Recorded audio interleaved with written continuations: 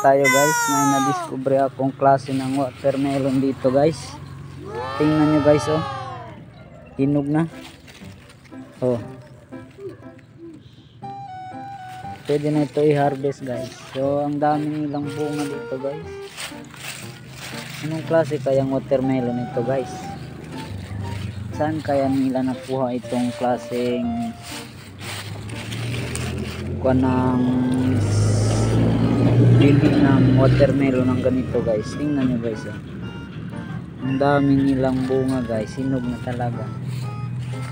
Paalala lang po sa nanonood ng mga, lalo na mga bata guys, huwag niyong gayahin ito dahil hindi ko prove talaga na watermelon ito. Huwag niyong sadyang kainin, nakakalason siguro yan guys. Hanggang dito na lang guys. Salamat po sa inyong panonood sa watermelon na maliit.